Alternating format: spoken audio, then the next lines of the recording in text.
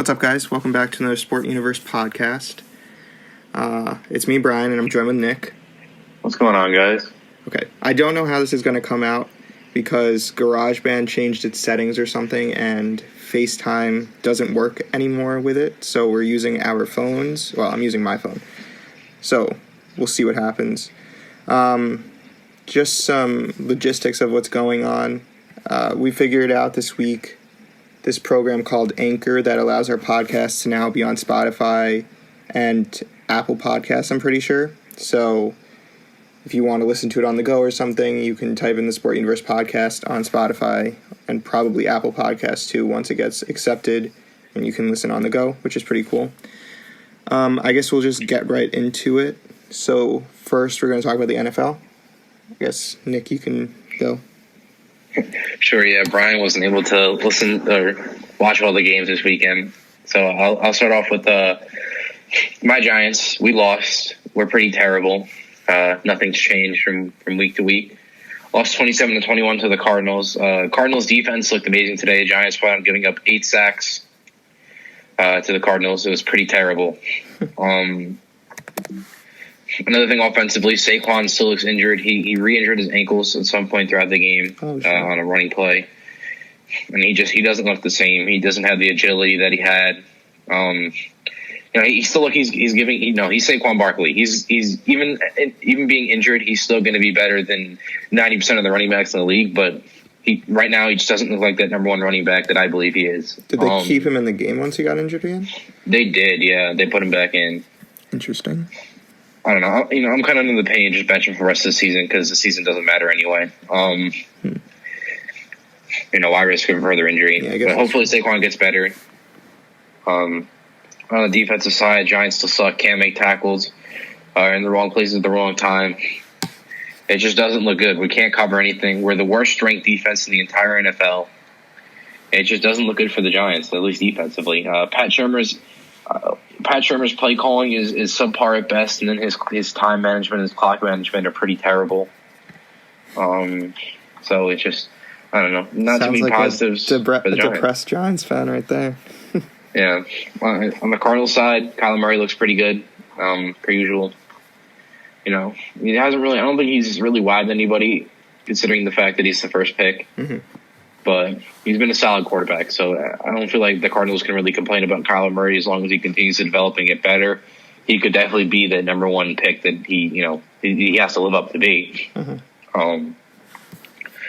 David Johnson didn't play today. They had somebody else in today. I can't think of his name, but I think it was something Edwards. I think he came from Fordham University, actually. Oh, wow.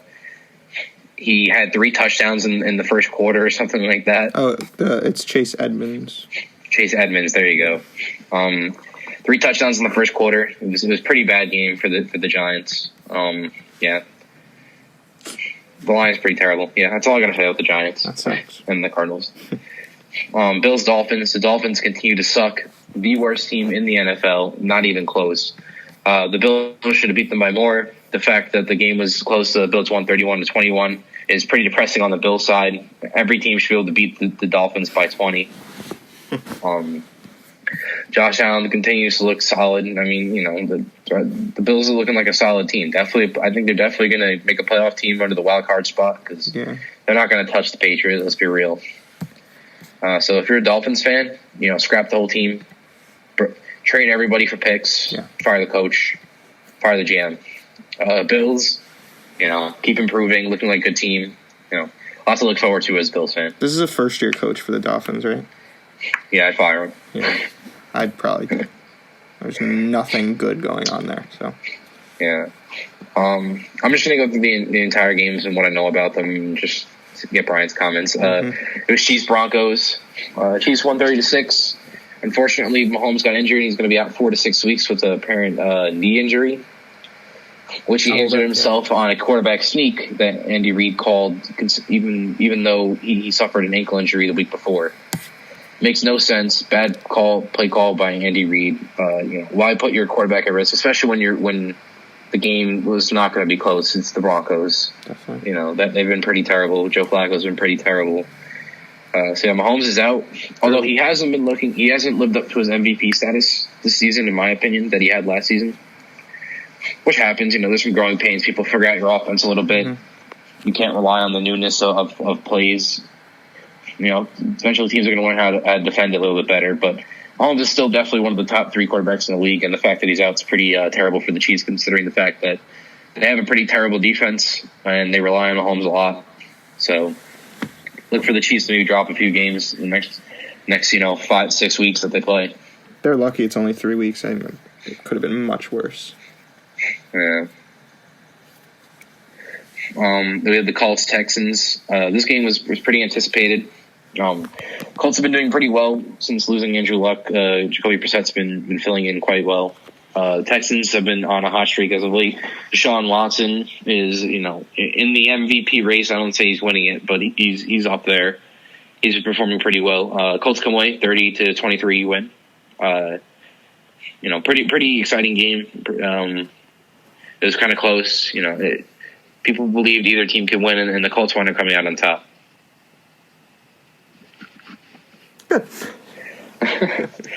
Then we had the Lions, Vikings. Vikings have been very hot as of late. Kirk Cousins has been an absolute tear, along with the rest of the offense. Dalvin Cook, by the numbers, I forget if he's either the number 1 running back or he's the number 2 right behind Christian McCaffrey right now. So their run game looks phenomenal. Their pass game has picked up. Their defense has been pretty solid all year. So the Vikings are looking like a really good team. They're picking up steam, and they're looking like they're going to be a playoff team. The Lions, on the other hand, they started off pretty hot, and they've kind of fell since then.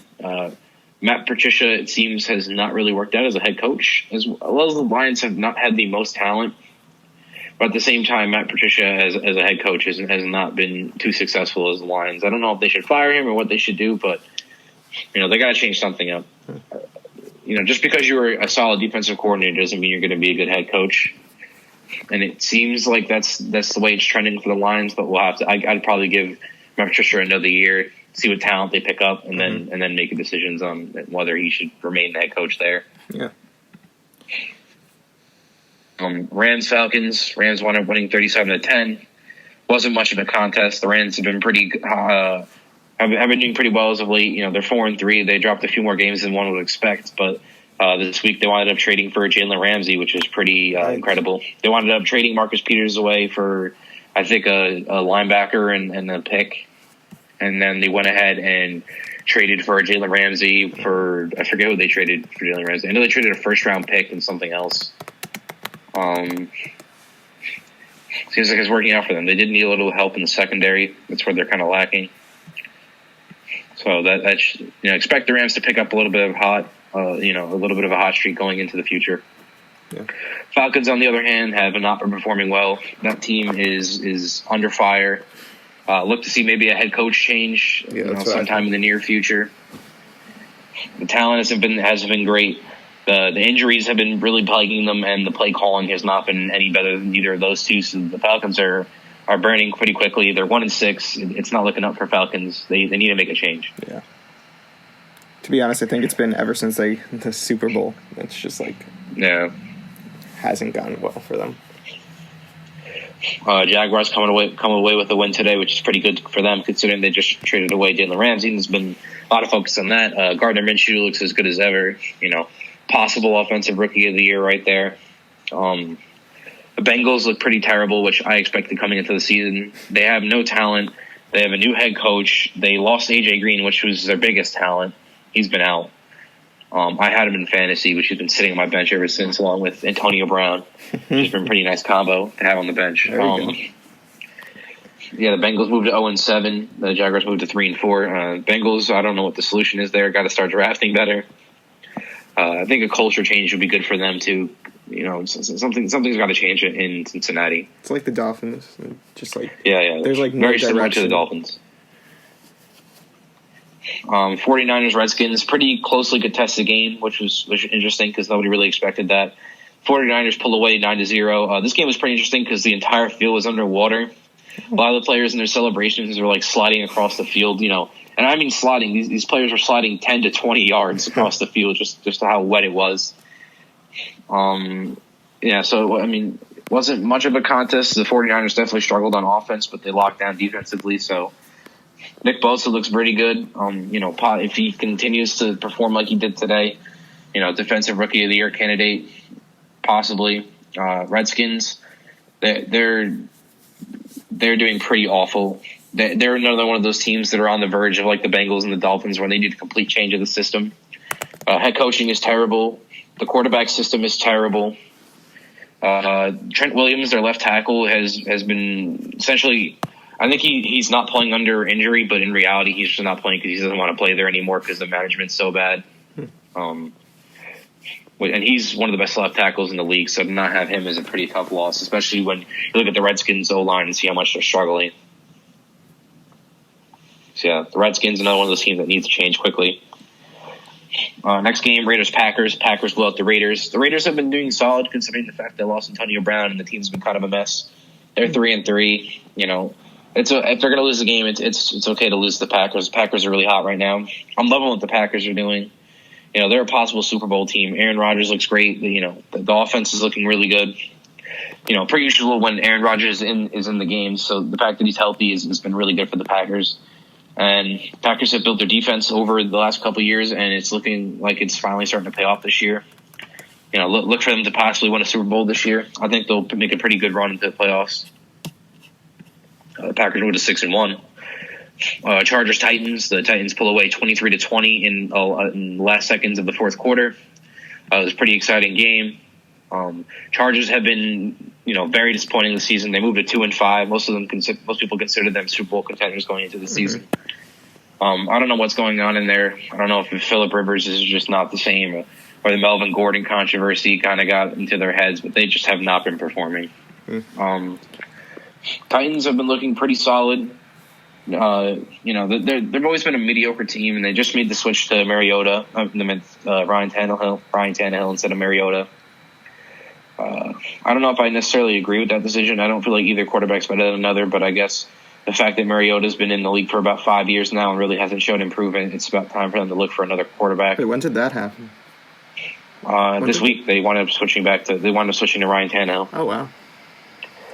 Yeah, Mariota's been in the league for 5 years and hasn't shown much improvement. Yeah, I guess that's true. The Titans haven't been a good team, nor they've been a bad team, so they need to change something. They're not in need of a drastic change, but they definitely need to switch up something to improve their record. This game just ended. Ravens wind up edging out the Seahawks, moving both teams to 5-2. The final score 30-16. Lamar Jackson has been quite incredible as a quarterback. I have to admit, I did not believe in him. I always thought he was more of a running back.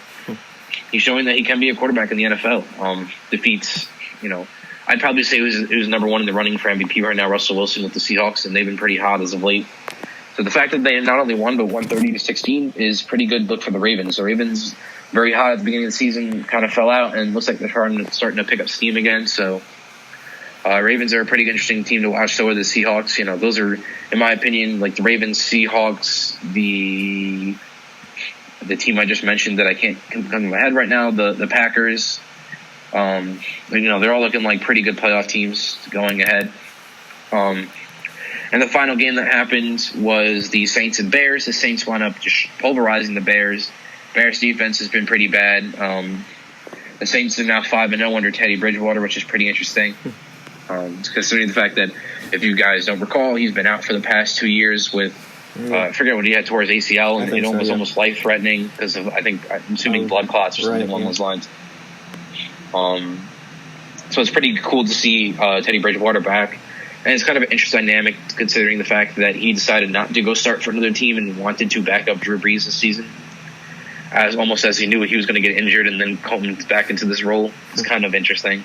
The Bears have fallen pretty hard. They're one of those teams, along with the Chargers, that were considered, one of those Super Bowl contending teams.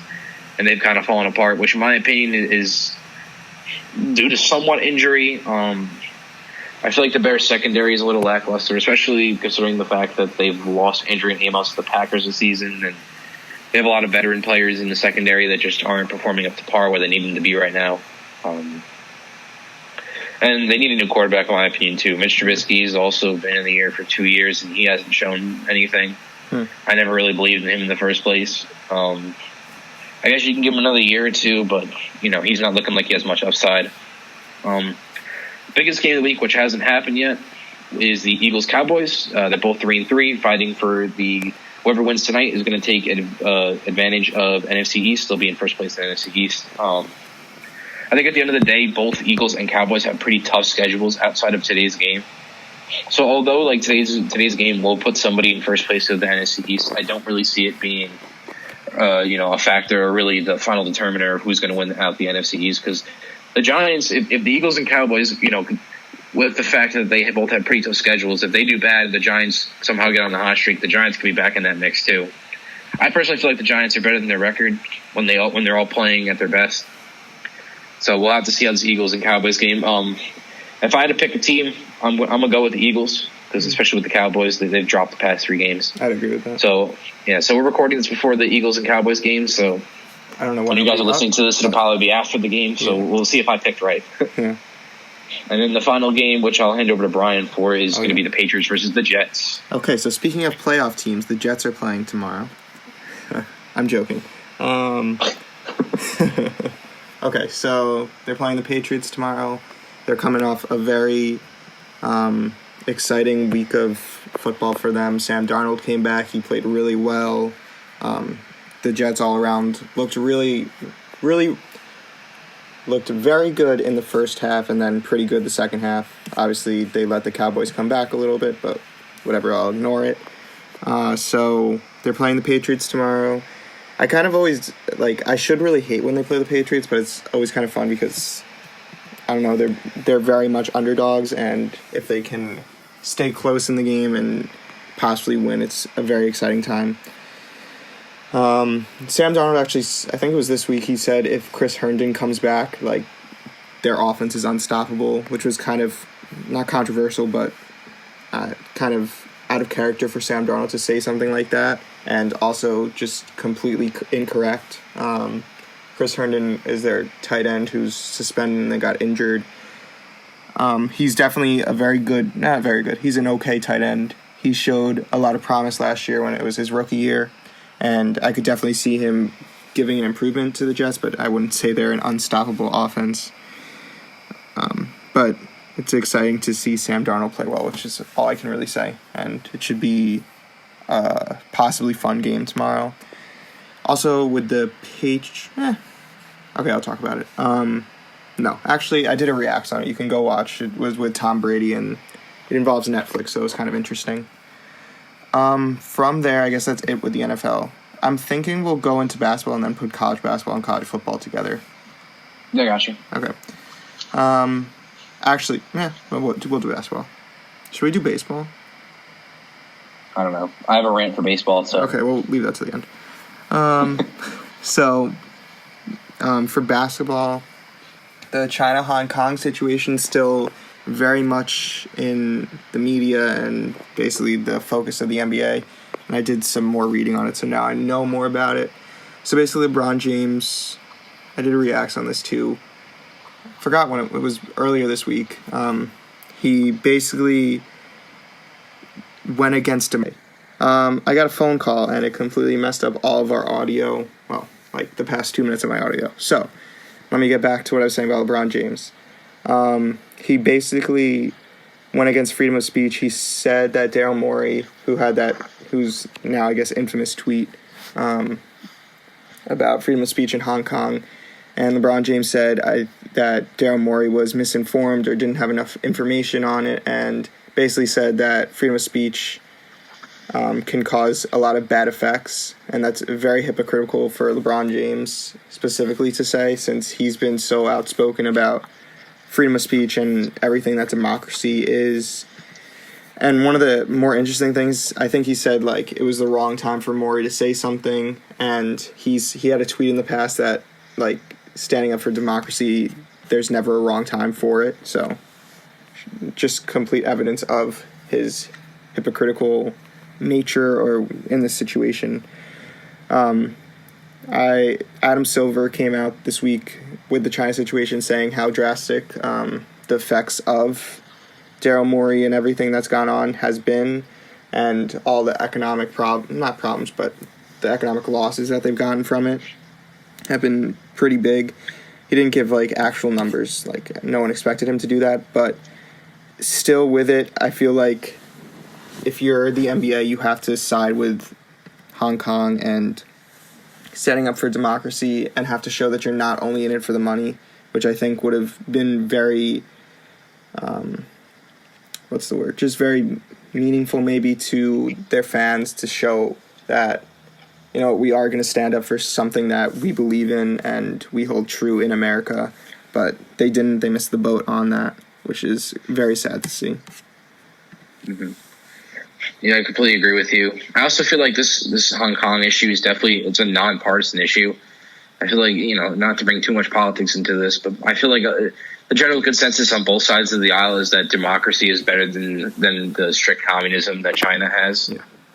In terms of, with democracy, we can have like pretty open leagues like the NBA, and NBA can be a pretty free business. So, the thing that allows the NBA to exist is kind of what they're fighting against. So it's kind of interesting in that facet. Mm-hmm. In terms of LeBron James, I think it's just so hypocritical of him, considering the fact that, he said that he wouldn't just shut up and dribble when it comes to Donald Trump and politics. Yeah. And now he basically told, the Rockets GM Daryl Money to shut up and dribble, and shut up and GM. Yeah. I also saw reports that he said to Adam Silver that Daryl Money should be punished for what he said. If it was a player that that they would have gotten punished. But then I think I also saw in response to that, Adam Silver, I don't know if this is a public or a private, I don't know if this even happened, but Adam Silver said that, in response that when you said the shut up and dribble comments, you weren't penalized, and, players are allowed to be outspoken in this league, which I think is how it should be. They're people. Yeah. I also saw another quote where I agree with LeBron James, where he says, we shouldn't really be talking about it. We're not politicians. And that's kind of how I feel. If it's a huge political issue and, you're not very informed on it as an athlete, which you're an athlete, you don't have to be. If you don't want to speak on it, then don't. Don't feel like you have to put your 2 cents in there if you really, number one, don't care about it. And number two, don't know about it, especially because of how complex an issue it is and how I believe it's an important issue, that if you don't know enough about it, don't feel forced to speak about it based on the media. Mm-hmm. But at the same time, they, of course, should have the freedom to speak about it. Mm-hmm. Which I guess is like the basis of this whole situation. Yeah. Yeah. From what's Harden? They were at the game. See, I don't know. All right, we're back. More issues, but... Yeah, just to end off basketball, 2 little tidbits, just fun ones. Harden and Westbrook were seen yesterday behind home plate at the Astros-Yankees game, which we'll get into when we go into baseball. James Harden was wearing, I think, a do-rag or a towel on top of his head, and Russell Westbrook looked he had no idea what baseball is, so they were kind of fun to watch in the background. They were both cheering on the Astros. It was fun to watch as a Rockets fan. Not an Astros fan, though, but as a Rockets fan. And finally, the preseason is done. Yeah. All the preseason games have generally wrapped up. A lot of interesting things happened in the preseason. Zion Williamson is now injured for a few weeks, which is upsetting considering the fact that he's had multiple injuries before he's even started his NBA career. Mm-hmm.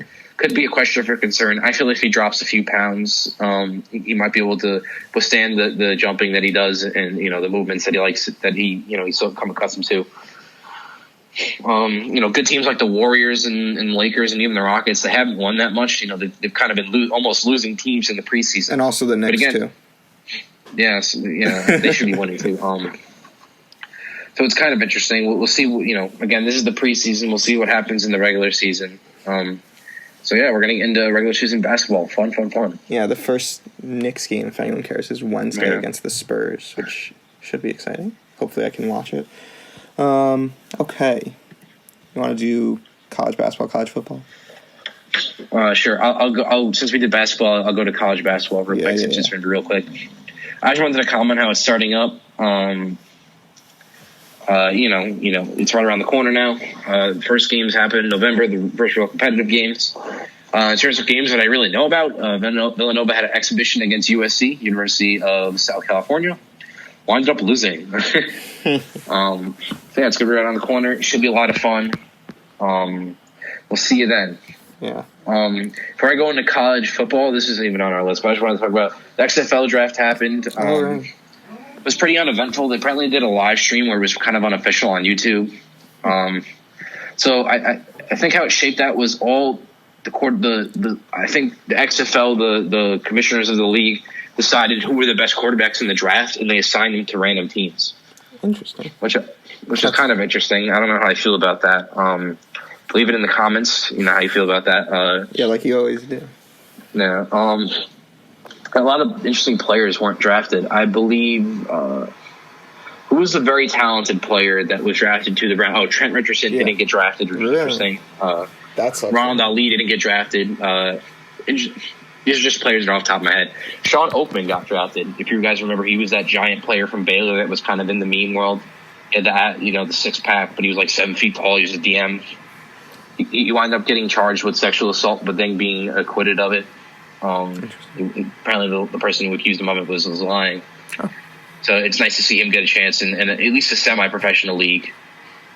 So yeah, that about covers the XFL. I don't know how you're supposed. Like, how do you feel as a player? Like, just like not.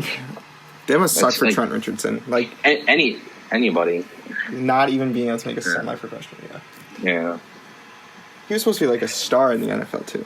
Which. Yeah. I guess transition to college football. Yeah. Pretty good week for college football. Starting off with a little fun bit. Coastal Carolina played Georgia Southern. Before the game started, they had a dance-off.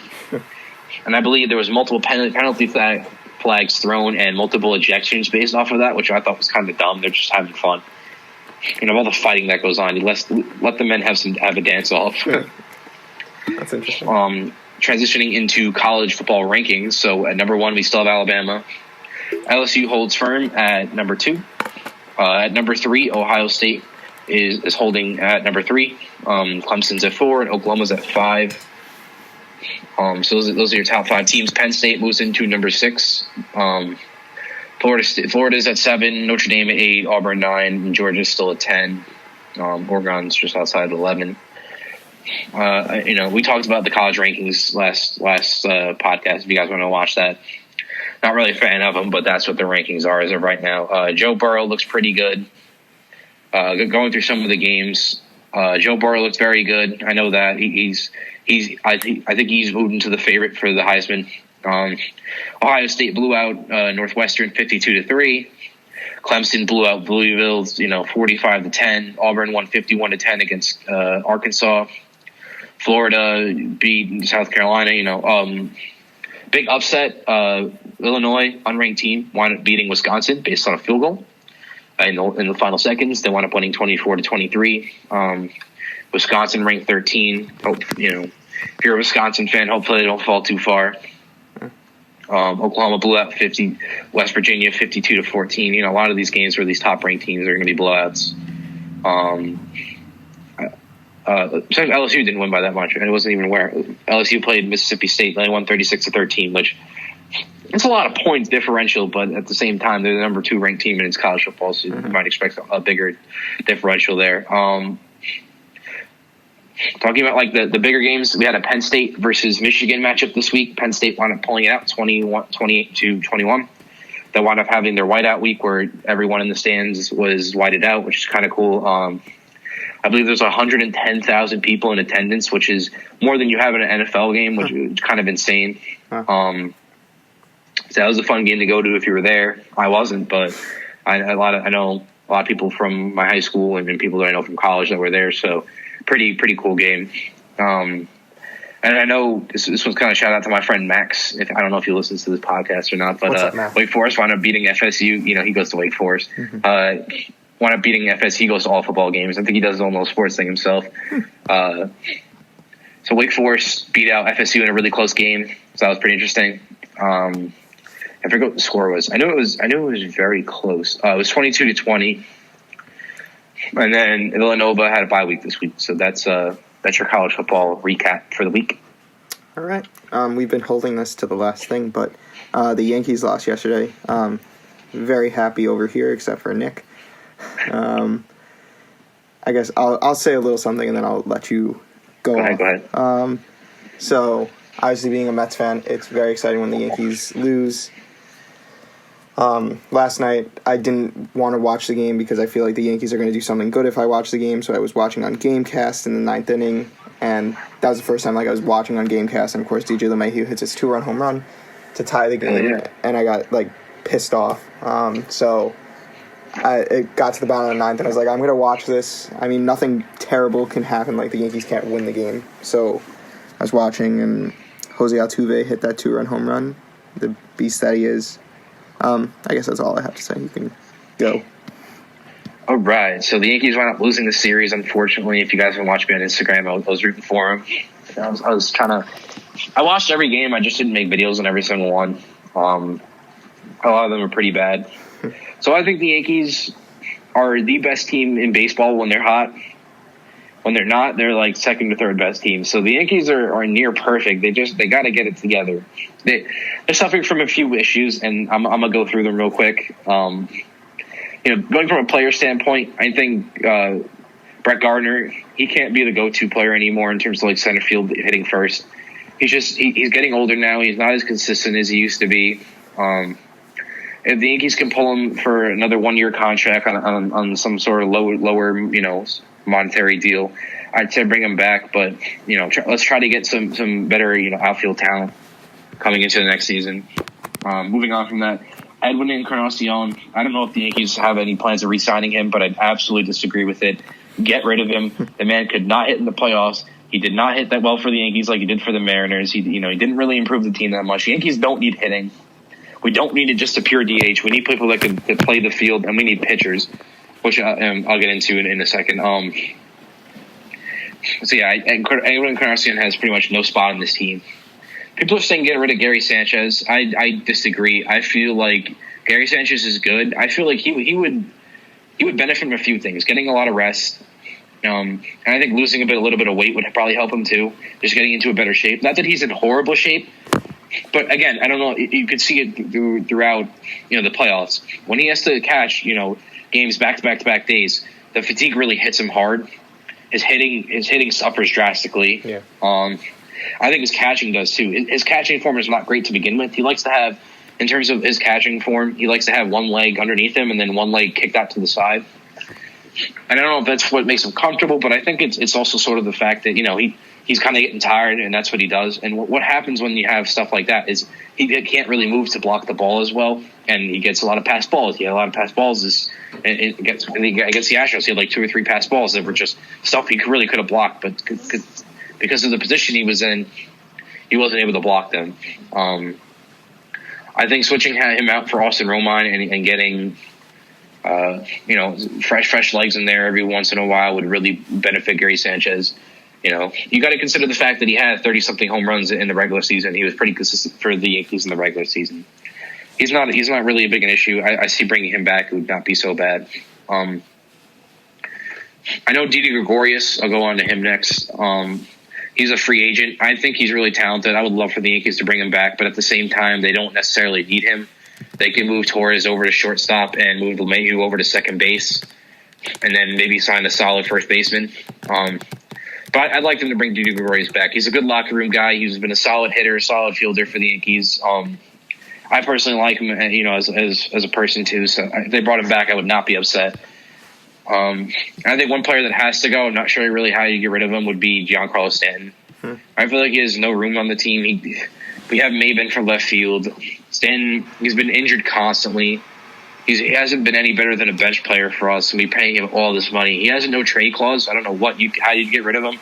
He'd have to, accept the trade himself. Mm-hmm. So it puts the Yankees in a tough spot. But I just feel like he didn't really have a fit for the Yankees. Again, our hitting's so good. We need people that can field, and if he can't field, then what's the point of having him? We have all this hitting. Mm-hmm. I mean, the hitting didn't even pull through. When you look at the entire Astro series, the Yankees just weren't hitting in the clutch spots. Best hitting team, for all practical reasons throughout the regular season, but if we can't in the playoffs, it doesn't mean jack. So, they got to go for the larger issues. What I feel is the Yankees are suffering from. Pitching would be number one. The Yankees have solid pitchers and solid relievers, but they really need an ace or a really solid closer.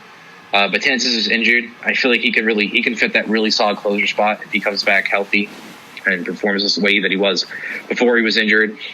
And me and my roommate Liam were actually discussing this before. How the Yankees were really suffering from in terms of pitching is they really need a good ace, somebody that's going to give him good innings every single time he's out there. Somebody like a Garrett Cole or whoever it might be that the Yankees could pick up in the offseason. They really need that one pitcher that's going to glue their entire rotation together. So I feel like that's what they're missing on the pitching side.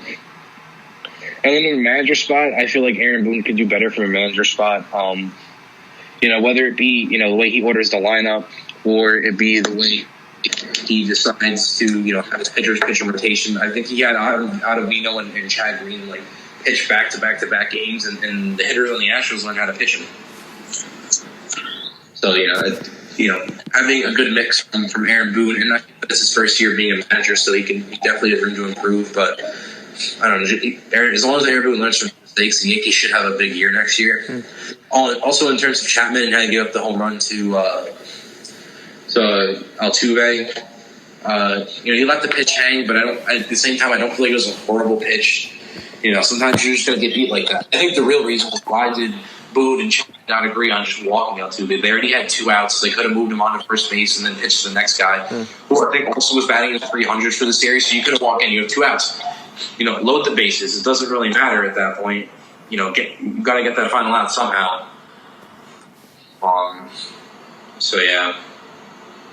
That's the Yankees are now out, and we're moving to Astros. And that means Astros Nationals World Series. Yeah. Going in, that's the best case scenario for me personally, because obviously not the Nationals being in it, but once the Nationals were in, being able to root for the Astros is much better than being able to root for the Nationals against the Yankees. But for the Astros Nationals, I feel like the Astros are much more ready to win another World Series. The Nationals still have, I feel like they're very similar to the Astros in what they're good at, but they're not, the Astros are elite in everything that the Nationals are good at. Besides pitching, I feel like the pitching's pretty equal and stuff like that, but hitting-wise, the Astros are at a different level than the Nationals. Yeah, I feel like the Astros are better in pretty much every facet except maybe pitching. They're kind of even. In my personal opinion, you could have the Astros sweep the Nationals in the World Series. Mm-hmm. I feel like Scherzer or Strasburg might win a game, or maybe 2. But I think the Astros have it. If the Astros continue to play like they have been playing, there is no shot they don't win the World Series this year. Mm-hmm. But that's what everyone's been saying when the teams are going against the Nationals, and they've been able to pull it out. So it'll be interesting to see. Their pitching has definitely gotten them to the point where they're at. Their hitting's not bad either, but Steven Strasburg and Scherzer have just been crazy good. Mm-hmm. So the Astros pitching has been really good too. Mm-hmm. From there, you have anything else to say with that? Nope, I'm good. Okay, we'll see what happens. I think I'll talk about the interview after our topic. It'll just be one of those ending things. Sure. So we're going to go into the controversial topic. So which game was this in with the refs? I know it was a big issue. So I feel like the controversial topic, just so people I could perhaps something about to say. I kind of thought of it before we started, was are refs becoming a larger part of sports? And also with that, how easily can they or should they be fired? I think that refs are becoming a larger and larger part of sports. And it's not necessarily the refs' fault either, because the refs are refs. They've been or umpires or whatever. They've been part of the game for how long now? It's not really necessarily them. I just feel like the rules and how they're enforced has definitely changed over the years across every sport. And by the way, these topics generally come as a result of the 2 games that I'm thinking of that are kind of in the news right now, the Lions versus Packers that happened the last week, where the Lions played very well, and people. And I watched some of the clips. The refs were very inconsistent, and I feel like they were a major part of the reason that the Lions lost that game. It's very hard to play in a game where the refs are constantly not calling in your favor, whether they're doing it on purpose or not. And then Game 6 yesterday with the Astros and Yankees, the umpire behind the plate was very inconsistent with his strike calls, and I feel like it got into the Yankees psyche really badly, especially with the fact that the Astros have such good pitching. If the Astros can pitch off the plate and get strikes, it's so hard to hit. Like this specific particular ump was calling a lot of balls inside. Not only is it impossible to hit the ball inside where he was calling strikes, but then you have somebody like Garrett Cole or yesterday it was the bullpen game. Mm-hmm. So you had a bunch of pitchers. When you got pitchers pitching inside, especially when they're really talented pitchers, it's impossible to hit off of them. Not only was the locations bad that he was calling strikes, but also the fact that a pitcher would pitch in that location, he'd call a strike. The very next pitch would pitch in the almost identical location. For all intents and purposes, identical location. He'd call it a ball the next pitch. It just didn't make any sense, and it was very inconsistent. So going from that, I feel like the refs are taking a larger part in sports, and they absolutely should be able to get fired, and it should be decently easy to fire them. Professional sports, you should have nothing but the best in there, including refs. You shouldn't have mediocre refs that are consistently getting calls wrong. And that I've been in the league for years, but they're consistently getting calls wrong, so they should just stay in. If a veteran player has been a veteran, he's playing horrible, a team's not going to want him. Treat the refs like the same. Mm-hmm. And I feel like, the refs not performing well is a larger part of the rule change. Is, between baseball to football to every sport, rules that have been in the rule book for years are either changing or getting more specific and more heavily enforced. Between the NFL where it's pass interference, there's so much, I can think of, with baseball, you have like strike zones and whatnot. It's a little more constrained than what the umps have control of. But in football, with pass interference, what constitutes pass interference? What's holding? What's not? What's rough in the passer? Almost every call in the NFL has some sort of leeway in it. And the fact that the NFL is pushing for these rules to be enforced so heavily, unlike years past where you could pretty much just punch somebody in the head and there'd be no call for it. Mm-hmm. If you touch somebody, that there could be a call for it. The refs just put in such a tough spot to call stuff on the fly like that. It makes it really, really tough for a ref to call things accurately and enforce rules that are constantly changing. So it's tougher on the refs, but at the same time, the refs need to be really good. So, I think it's a two-way street. The refs need to be better, as well as the rules need to be better defined and have an easier way to enforce them. Yeah, I definitely agree with the refs becoming larger in sports, and it's kind of ironic considering all these instant replays are supposed to be taking the refs kind of out of the sport. But I feel like it's just intensifying the situation because I kind of feel like there's a lot of pressure on the refs to be perfect, so no one can because they can use the instant replays against them if they get them wrong, and it's just getting in the ref's head and they're trying to get everything right, and that really shouldn't be the case. But I feel like it's just not a good situation when the refs are ruining games. I mean, we saw last year with the Saints game with the pass interference, and it lost the game for the Saints. And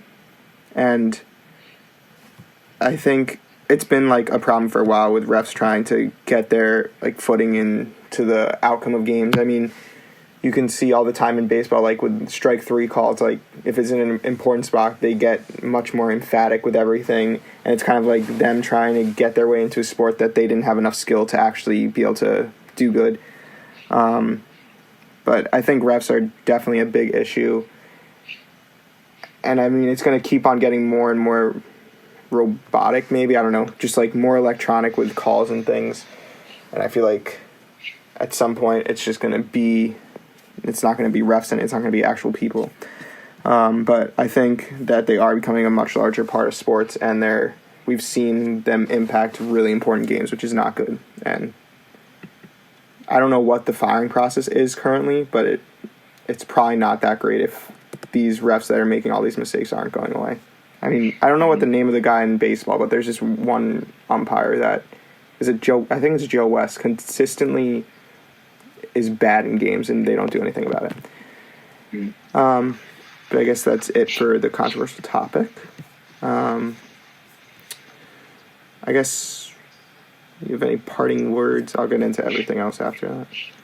Sure. I actually got a plethora of parting words today. There we go. I guess just this is kind of like outside of related to Yankees, but more like baseball in general. We stop having Joe Buck call these games. He's terrible. Like, how is it fair to the Yankees announcers? People like legendary people like Michael Kay don't get to call them when they're in the ALCS because of money issues. Obviously, it gets sold over to Fox Sports. But come on, Joe Buck, really? He's so bad. You know? I guess going further for that, I'm back in school now. Things will pick up again. If you have any questions, comments, concerns, make sure to hit me up at nick.horvath on Instagram, at nickhorvath61 on Twitter, or my email at nicolashorvath10@yahoo.com. Any questions, comments, concerns, leave them down below. We're trying to expand the universe. Had a lot of people interested, so it's been pretty cool. By a lot, I mean like 5 or 6, max, but pretty cool. We're definitely experimenting with new stuff, and I think it's been working out pretty well. Nothing too crazy, but I think it's working out well. Mm-hmm. Beyond that, look out for a video that I might do coming up on the YouTube soon. I'm thinking about doing what teams need coming up on the trade deadline. What they need in terms of can they trade, can they fire, what can they do. So I'm going to hopefully make a video on that. We'll see how that works out. So be on the lookout for that. And over this past week, I saw the Joker movie. The movie's pretty insane. I recommend you see it. Definitely wouldn't bring children to it. It is rated R. It's kind of messed up, but it's definitely a movie. It's one of those movies that's becoming so intertwined with pop culture that if you don't see it, you kind of feel out of the loop. I feel out of the loop. Yeah. Also, it's a pretty interesting movie. It's a movie. It's not like a movie I've ever seen before. So I definitely would recommend watching it. Whether you like it or not is a different story, but it's definitely one of those movies you got to see. So I guess that's it. I'll hand it over to Brian. All right. This has been one of the more, exciting weeks with the Sport Universe. We had Matt Blackham. We had an interview this week with a AAA baseball player for the Mets.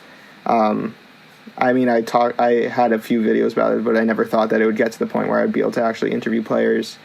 And I don't know what that's a testament to, but it's definitely nice to see.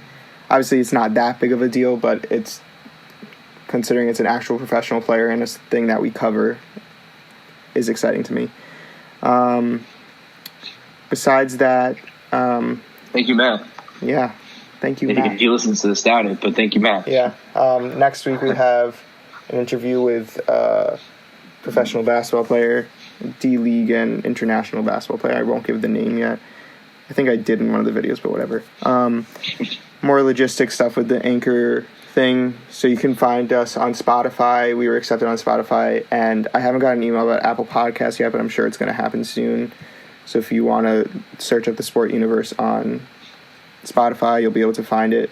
It might take me a little longer to upload, just trying to figure out how to do everything. It's also going to be on YouTube, but on the go you can watch it too, listen to it. Other than that, we'll be back next week with another podcast. Obviously, with school starting back up for Nick, things will waver and everything when everyone's available. But check out our videos on YouTube and our Instagram. It's nice to finally have stuff on Instagram again. If you have any interest... Go follow. We're almost at 2,000 followers. Yeah, I think 70 away, so that's exciting. Yeah. If you have any interest in writing for us, editing videos, like we said last week, graphic design would be really cool. And you're not going to make any money right away, but maybe eventually. Contact us at TheSportUniverse2019 @gmail.com.